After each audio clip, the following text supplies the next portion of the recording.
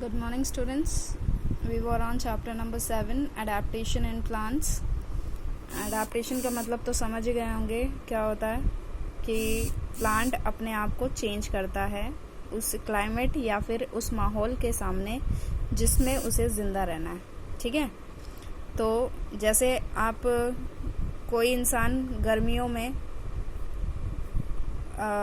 मतलब गर्मी वाले इलाके में पैदा हो जाता है, तो फिर वो क्या सर्दी, अगर वो उसको अचानक से सर्दी वाले इलाके में ले जाओगे तो क्या वो परेशान नहीं हो जाएगा? तो वही चीज़ है कि वो उस तरीके के माहौल में ढल चुका है, वो गर्मी वाले माहौल में ढल चुका है। अब वो सर्दी के माहौल में जाएगा तो उसको तकलीफ होगी, समझ रहे हो? क्योंकि वो बचपन से क्या कर रहा है, उसी गर्मी वाले माहौल में रह रहा है।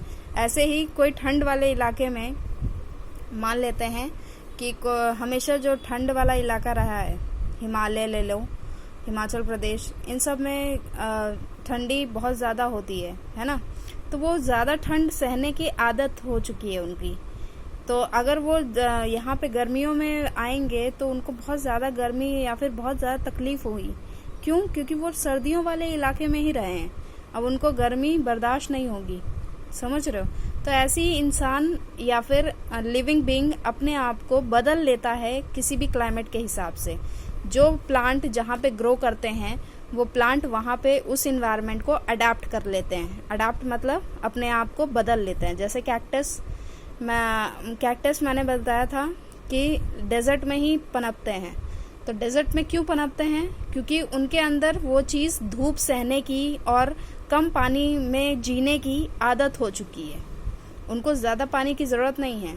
ठीक है, वो लोग डेजर्ट में भी अपना जीवन जी लेते हैं।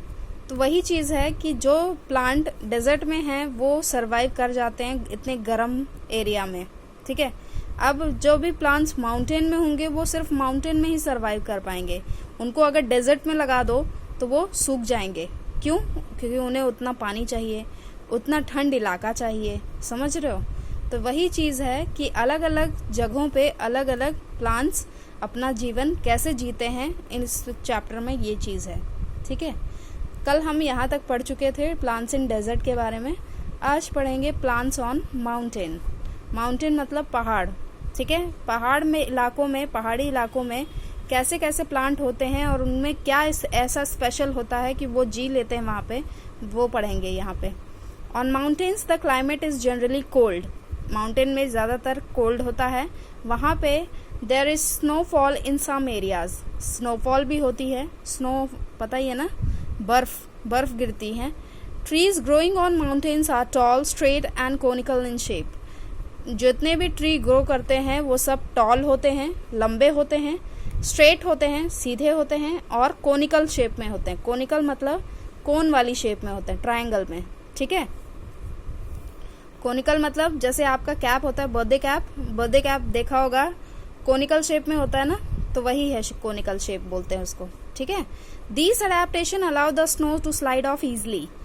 ऐसे अडेप्टेशन को किस लिए है ये कोनिकल शेप में? क्योंकि स्नो जब गिरती है इनके ऊपर तो ये स्नो पूरी फिसल जाती है। अब ऑब्वियस सी बात है, कोई भी चीज़ अगर टेढ़ी है, अगर उसमें पानी गिरा हो तो वो जल्दी फिसलेगी ना, वो जल्दी फिसलेगी। और ऐसी सीधी अगर रह गई तो फिर वो जल्दी फिसल नहीं पाएगी, समझ रहे हो? या फिर टेढ़ा मेढ़ा हुआ कोई भी आकार तो फिर जल्दी पानी नहीं गिर पाता। तो ये टेढ़े इसलिए होते हैं, मतलब दोनों साइड से टेढ़े होंगे ना, इधर से भी स्लोपिंग होगा, इधर से भी स्लोपिंग होगा। स्लोपिंग मतलब थोड़ा सा टिल्टेड। तो ये टिल्टेड क्यों होते हैं? ताकि इनमें से स्नो, जो जितनी भी स्नो ऊपर से गिर रही है वो सब बह जाए, गिर जाए, फिसल जाए। ठीक है, स्लाइड ऑफ इजली। स्लाइड का मतलब फिसलना होता है। They have needle like leaves. इनके पास नीडल लाइक लीव्स होती हैं। नीडल लाइक लीव्स मतलब चुभने वाली जो पत्तियां होती हैं वो होती हैं। They have cones instead of flowers. इनके पास कोन्स होते हैं। कोन्स मतलब ऐसे कोन देखा होगा, आइसक्रीम कोन के बारे में बात करें तो आइसक्रीम कोन के शेप में इनके पास फ्लावर होते हैं, फूल होते हैं। ठीक है, इनके पास फ्लावर नहीं होते हैं, जिस तरह बहुत ही सॉफ्ट होता है ना फ्लावर, लेकिन इनके पास कोन्स होते हैं फ्लावर की जगह पे। फिर pine, shader, spruce trees grows on mountains. फिर पाइन, सेडर, स्प्रूस, ये चारों नाम हैं अलग अलग जो माउंटेन्स में पाए जाते हैं, ये पेड़ों के नाम हैं, ठीक है। फिर पाइन, फिर और पाइन तो आपने पहले भी सुना होगा। सेडर और स्प्रूस, ये दो अलग नाम हैं, ये भी एक तरीके के नाम ही हैं जो माउंटेन्स में ट्रीज पाए जाते हैं, ठीक है। Most of the trees that grow on mountains bear leaves throughout the year. मतलब जितने भी माउंटेन में, ज़्यादातर जितने भी माउंटेन में पेड़ होते हैं वो अपना जो लीफ है वो पूरे साल भर में गिरा देते हैं।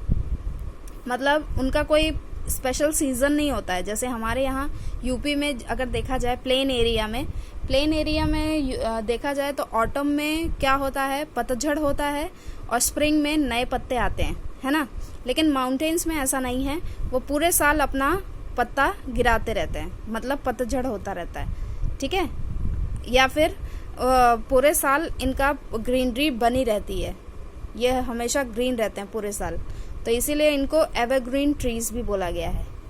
एवरग्रीन ट्रीज क्या होते हैं, मतलब पूरे साल ये लोग ग्रीन ही रहते हैं, इनका कोई पतझड़ का सीज़न नहीं होता है। सॉरी, मैंने गलत पढ़ लिया था ये चीज़। तो इनका जो पूरा जो पत्तियां हैं वो हमेशा ग्रीन रहती हैं। किस वजह से? क्योंकि यहाँ पे बारिश होती है, स्नो होता है, ठंड इलाका है, इस वजह से ठंड में चीज़ें कम सड़ती है ना, तो इसी वजह से यहाँ पे भी प्लांट में पत्तियाँ कम सड़ती हैं और कम नीचे गिरती हैं। तो इनका पूरा साल ऐसे ही हरा भरा पेड़ रहता है, इसीलिए इनको एवरग्रीन ट्रीज भी बोला गया है। एवरग्रीन ट्रीज मतलब हमेशा ग्रीन ही रहना, ठीक है। Plant in marshy areas. अब मार्शी एरियाज क्या हैं? मार्शी एरियाज हम कल पढ़ें, क्योंकि अभी ये चैप्टर जो है काफ़ी है तो टॉपिक्स इसमें, लेकिन मुझे अभी इसको थोड़ा लेके चलना है, ठीक है। मतलब इसको 1-2 हफ्ते के लिए रखना पड़ेगा।